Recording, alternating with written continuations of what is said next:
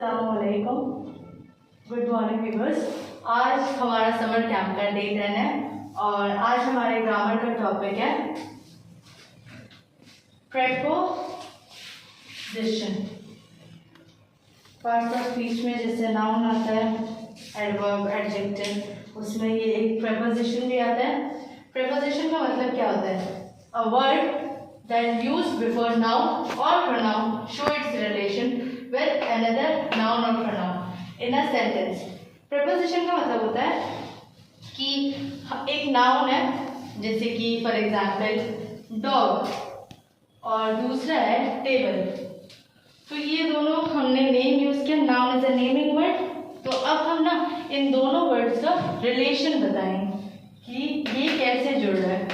हम उसका तो किसी भी चीज़ को, वो पोजीशन कोई भी हो, वो उसके नीचे बैठा है, उसके ऊपर बैठा है, कुछ भी वो कर रहा है, तो उसको बोलते हैं प्रोपोजिशन। आशा का शब्द में बोलते हैं कि दो चीज़ों का, दो नाउन का संबंध बताना को कहते हैं प्रेपोजिशन। उसका एक पोजीशन बताना कि वो कहाँ है। The word under is the preposition here which is used to link the table and the dog. तो ये टेबल और वो जो डॉग है उसको लिंक करा, उसका संबंध बताया, तो इसको बोलते हैं प्रेपोजिशन। हमने यहाँ पे प्रेपोजिशन का लिस्ट बनाया है।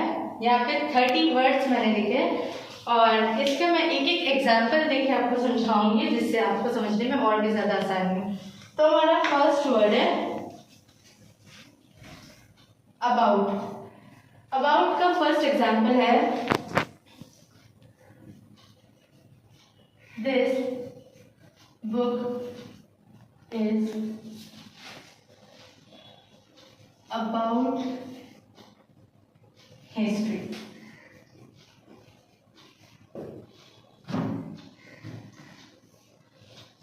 ये हमारा फर्स्ट वर्ड है लिस्ट ऑफ प्रेपोजिशन का। तो इसको हमने यूज किया है फर्स्ट एग्जाम्पल में। This book is about history, मतलब ये जो किताब है ये हिस्ट्री, इसका मतलब क्या है कि ये किताब, this book is about history, मतलब ये किताब इतिहास के बारे में है। तो इसका हमने प्रपोजिशन क्या बनाया? हमने बताया ये बुक और ये हिस्ट्री का लिंक। ये लिंक कैसे हो रहा है? इस अबाउट की वजह से। इसके बारे में, ये किताब किसके बारे में? इतिहास के बारे में। तो अबाउट जो वर्ड है वो हमारा आता है प्रेपोजिशन में, क्योंकि उसने पोजीशन बताया कि वो किस बारे में है। सेकेंड वर्ड है हमारा अबव। अबव का एग्जाम्पल हम देंगे, the clock is above the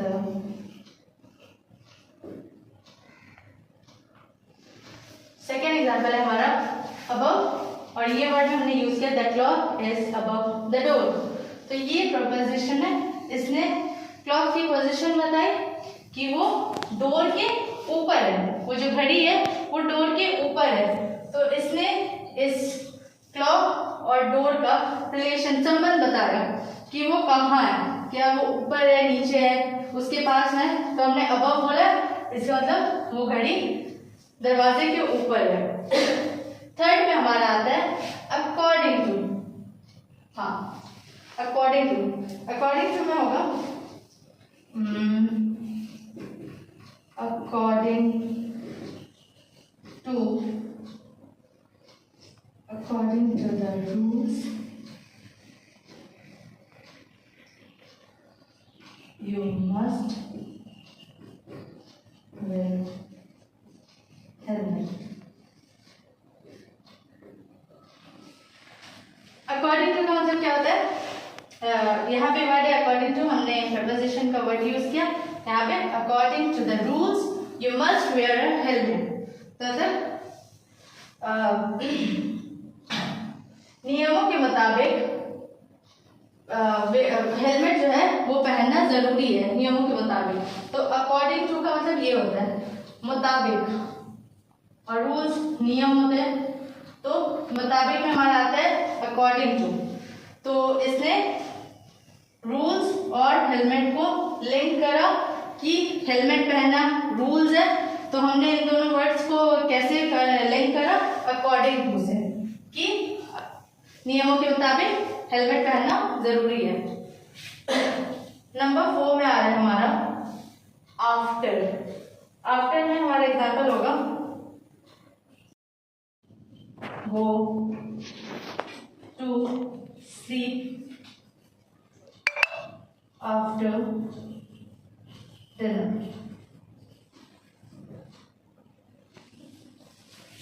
ये हमारा 4th वन है, आफ्टर, बाद में। तो हमने आफ्टर का कैसे यूज किया, I will go to sleep after dinner, हम खाने के बाद सोने जाएंगे।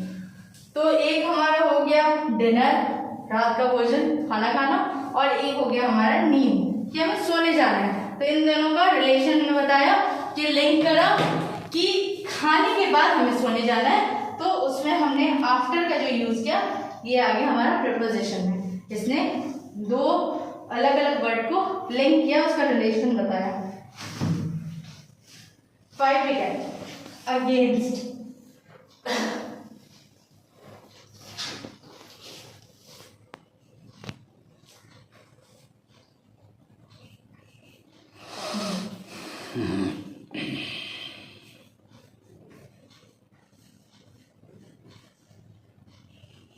Incoming call from India identified by Truecaller.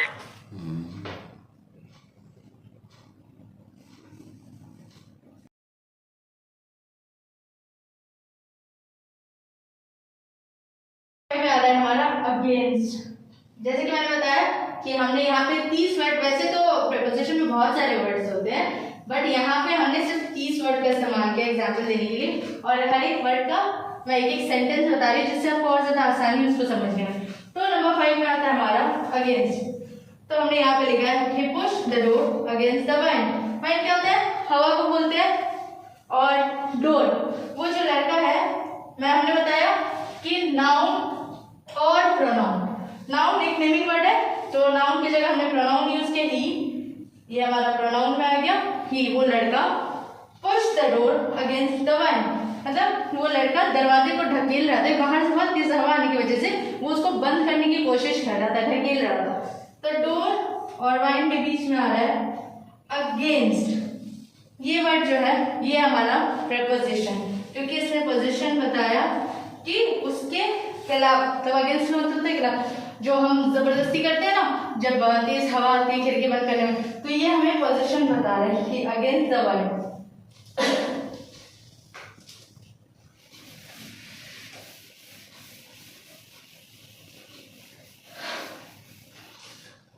अब नंबर 6 में आता है अलोंग। अलोंग का मतलब क्या है,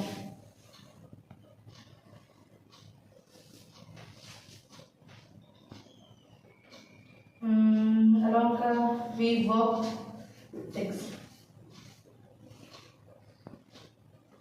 वी वर्क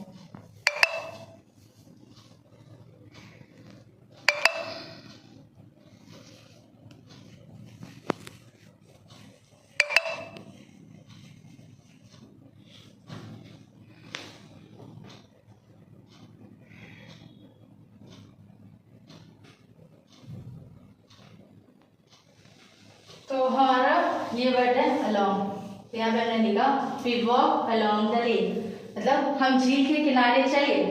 तो वो जो किनारा है, झील का किनारा, we walk along the lake, ये वॉक और ये लेक किसके, ये हमें पोजीशन बता रहा है कहाँ हम चल रहे हैं, झील के किनारे। तो ये वर्ड जो है अलोंग, ये प्रपोजिशन, ये हमें पोजीशन बता रहे हैं कि वो कहाँ चल रहा है। नंबर 7 में आता है, ये हो गया हमारा, ये भी हो गया, ये आफ्टर अगेंस्ट अलोंग हो गया। अब आता है हमारा among. She is sitting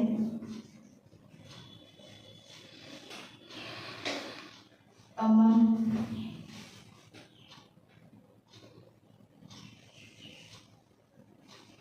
her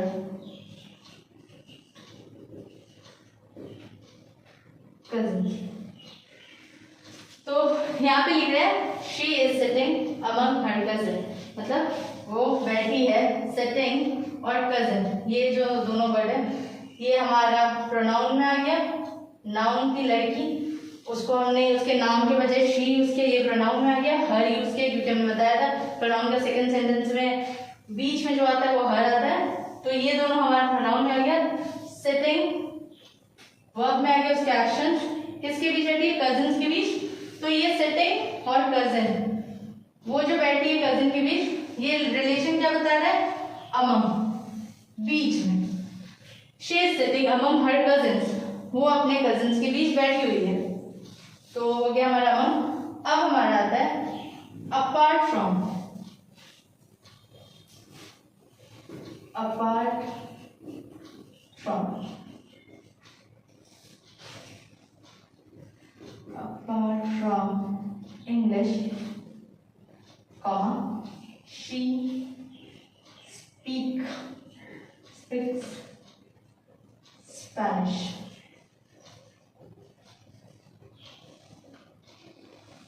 apart from का तो क्या होता है? उसके अलावा। तो ये हमारा प्रेपोजिशन हो गया। अपार्ट फ्रॉम इंग्लिश मतलब इंग्लिश के अलावा भी शी स्पीक स्पेनिश, उसको स्पेनिश भी बोलना आता है। तो अपार्ट फ्रॉम हो गया हमारा प्रेपोजिशन, ये भी हो गया। अब आ रहा है हमारा अराउंड। अराउंड में क्या है? एग्जाम्पल, द चिल्ड्रन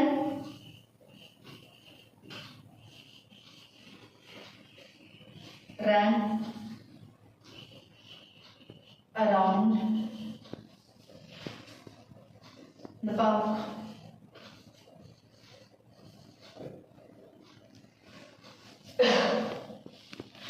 अराउंड का मतलब क्या होता है? चारों तरफ। ये भी एक पोजीशन में आ रहा है कि पार्क के, हमने लिखा द चिल्ड्रन, कहाँ गया हमारा अराउंड? हाँ, ये हमारा अराउंड तो हो गया।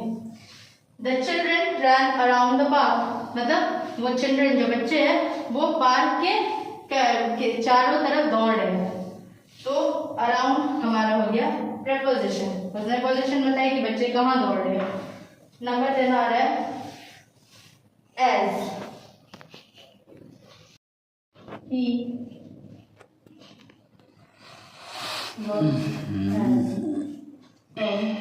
driver as हमने लिखा he works as a driver, वो काम करता है एक ड्राइवर को क्या बोलते हैं हिंदी में? में आया as, हमें as यूज करना था preposition, तो यहाँ पे हमने एग्जाम्पल में दिया है he works as a driver, वो ड्राइवर के रूप में काम करता है।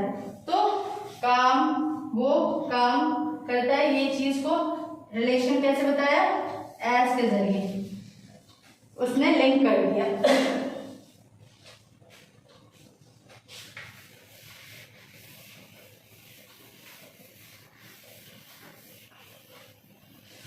इसके बाद आ रहा है as to as for.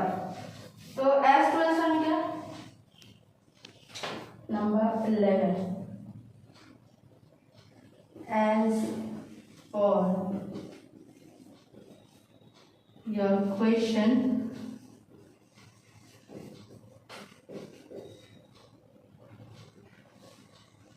comma, I will answer it later.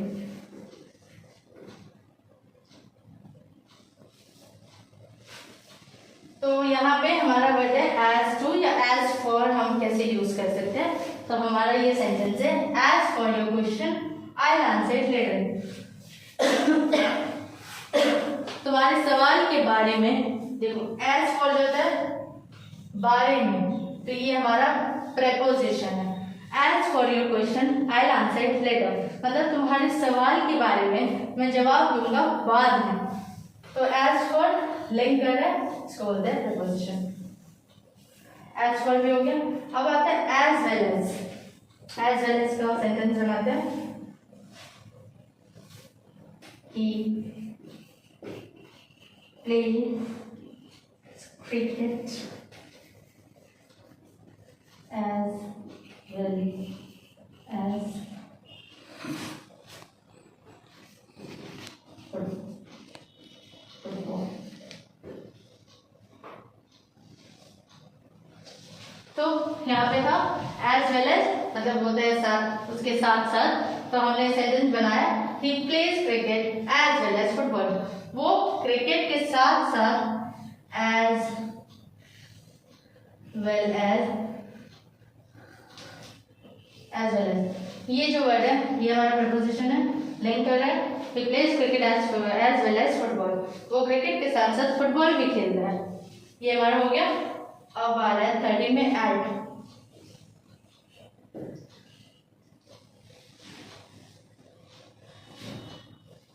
She is at school, she is at school, वो कहाँ है, पोजीशन बता रहे हैं स्कूल में, तो वो लड़की कहाँ है, she is at school, at हो गया हमारा प्रपोजिशन। नंबर 14 में आता है away from,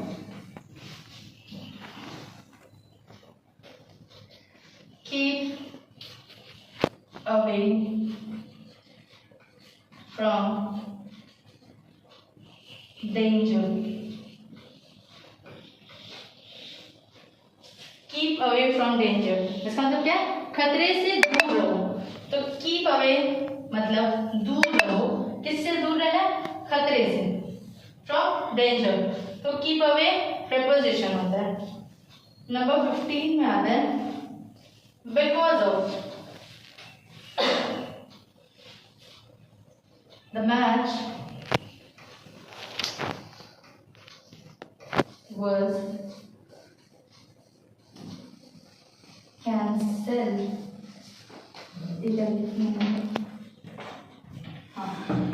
cancelled because of rain।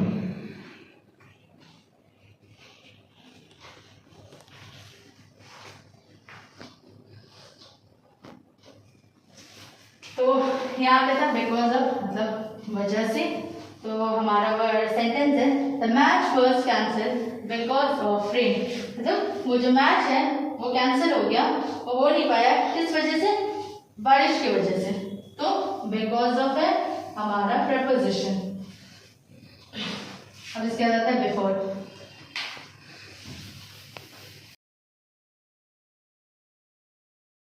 Before, before में है हाँ नंबर 16 में बिफोर, तो सेंटेंस है I brush my teeth before bed, वो अपना, मैं अपना दांत साफ करता हूँ सोने से पहले, बेड पे जाने से पहले, तो बिफोर हो गया हमारा प्रपोजिशन। नंबर 17 में क्या बता रहा है, बिहाइंड, बिहाइंड में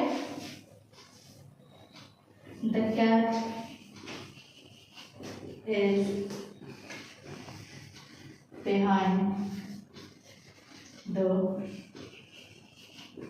curtain,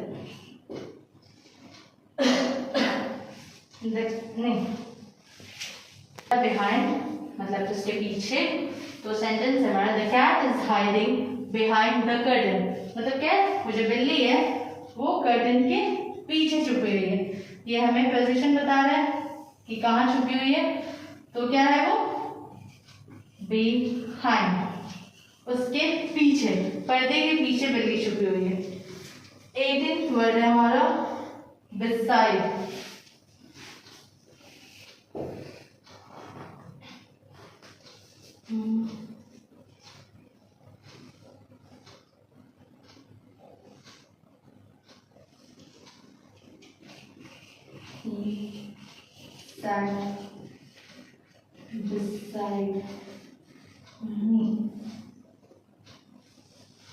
बिसाइड का मतलब क्या होता है, बगल, मतलब जो इंसान है उसके बगल को बोलते हैं, तो हमारा सेंटेंस है he sat beside me, preposition beside, बगल में बैठे, वो जो लड़का है वो मेरे बगल में बैठा है, तो मैं उस लड़के के बारे में बता रही हूँ और कहाँ बैठा है वो भी बता रही हूँ, तो हमने बिसाइड का इस्तेमाल किया, जो कि एक प्रपोजिशन में आने वाला वर्ड है।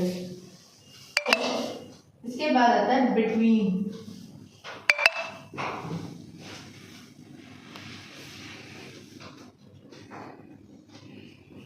the ball is between the shoes,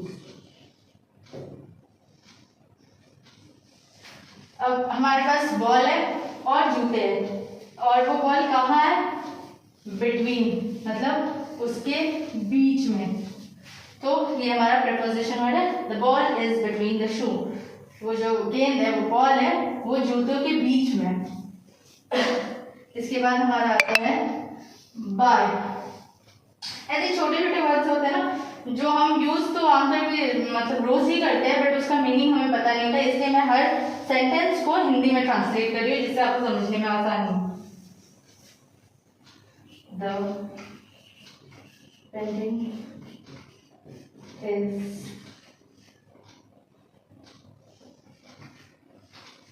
by Picasso। तो यहाँ पे वर्ड था हमारा बाय, तो सेंटेंस है हमारा the painting is by Picasso.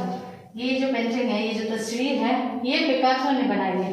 तो बाय से लिंक कर रहा है ये पेंटिंग और पिकासो को। किसने बनाई पिकासो पेंटिंग? हम नाम बता रहे हैं पिकासो का, तो जो रिलेशन लिंक करा वो बाय नहीं करा। ये हमारे 20 वर्ड्स हो गए। टोटल मैंने 30 वर्ड लिखा था, तो और 10 वर्ड मैं एक्सप्लेन कर देती हूँ। 21 बाय। अब आता है हमारा डिस्पाइट। डिस्पाइट मतलब क्या होता है? बावजूद। तो सेंटेंस होगा despite the rain they played football। they played football। Despite मतलब क्या होता है? बावजूद, मतलब बारिश होने के बावजूद भी वो लोग फुटबॉल खेला। तो डिस्पाइट हमारा हो गया प्रेपोजिशन, ये भी हो गया हमारा। अब हमारा आता है डाउन, नंबर 22।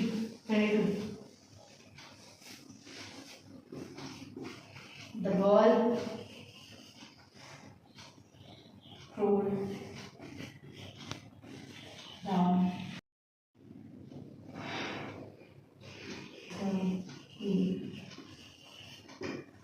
डाउन मतलब आप लोग सबको बताइए कि नीचे जाना होता है। तो सेंटेंस हमारा the ball roll down the हिल। वो बॉल जो है वो पहाड़ों के नीचे से चला गया। अब हमारा आता है due to, number 23। Due to का मतलब क्या होता है? किसी के कारण। हम जैसे बोल सकते हैं इसके कारण, जैसे कि फॉर एग्जाम्पल हमारा हो गया द फ्लाइट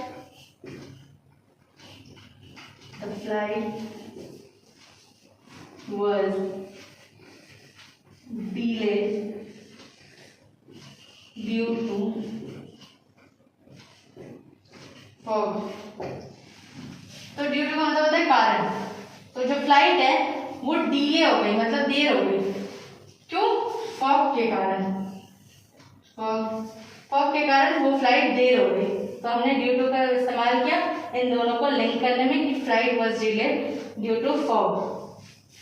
नंबर 24 में आता है ड्यूरिंग।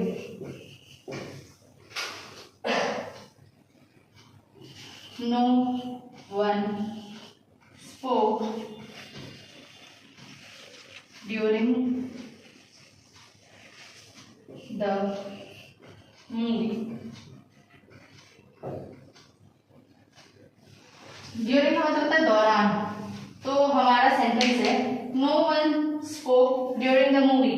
हम पिक्चर देखते हैं, उस दौरान बात नहीं करते हैं, तो यहाँ पे बोल रहे हैं कि मूवी के दौरान कोई बात नहीं करेगा। तो no one spoke during the movie, ये हमारा 24th सेंटेंस हो गया। तो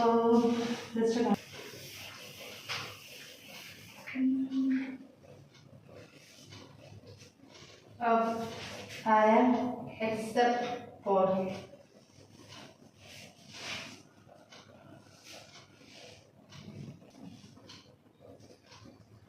एक्सेप्ट यहाँ पे हमने ये है CEPT, ये भी प्रपोजिशन में आता है, तो उसका भी मैं एग्जांपल दे देती हूँ। जैसे यहाँ पता है everyone came, मतलब सब आए, EXCEPT, जॉन। एवरीवन केम एक्सेप्ट जॉन, मतलब सारे सब आए वहाँ पे जॉन को छोड़कर, जॉन के अलावा सब आए वहाँ पे। अब हमारा आ रहा है, ये तो एक्सेप्ट हमने यूज कर लिया। अब एक्सेप्ट फॉर, ये भी हम यूज करते हैं। 26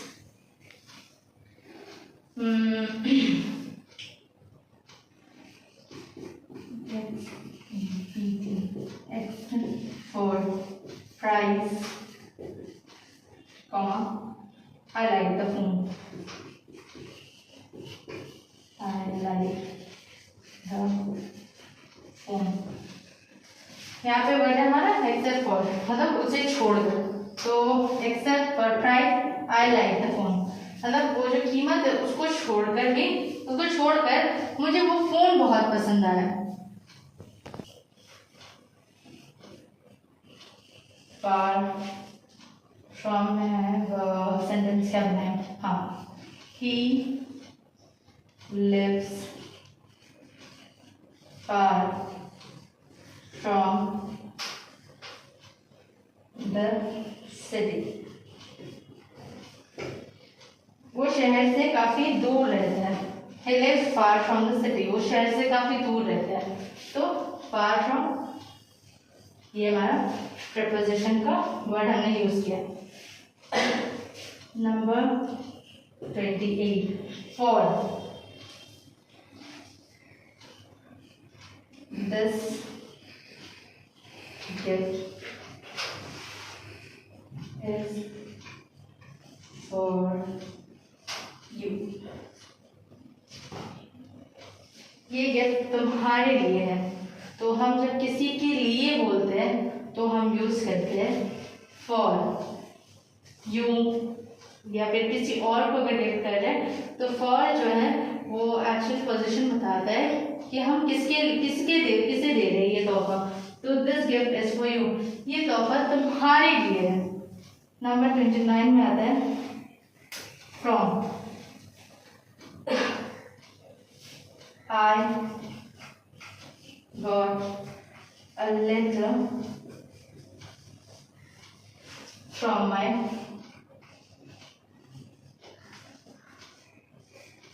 friend.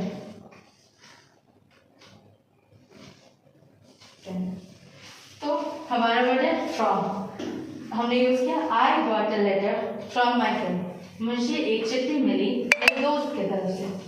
फ्रॉम हमें बता रहे किसके तरफ से, दोस्त के तरफ से। इसके बाद आता है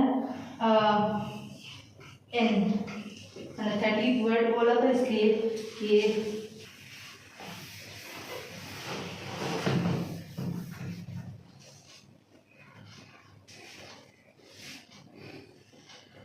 नंबर 30 इन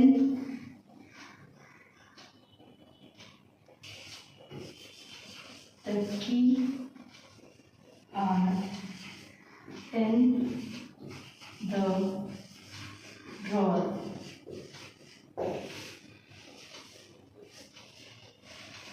इन मतलब क्या होता है, अंदर। जैसे ऑन का मतलब ऊपर होता है, अंडर का मतलब नीचे होता है, उसके नीचे, वैसे इन का मतलब होता है उसके अंदर। तो इन प्रपोजिशन, वो चाबी कहाँ है वो जगह बता रही है, और the keys are in the drawer, मतलब वो जो चाबी है वो ड्रॉर के अंदर है। तो ये हमारा प्रपोजिशन का 30th एग्जाम्पल था। 30 वर्ड को यूज करना है एक एक सेंटेंस के साथ, मीनिंग के साथ। तो आज के लिए थैंक यू सो मच, इतना ही। और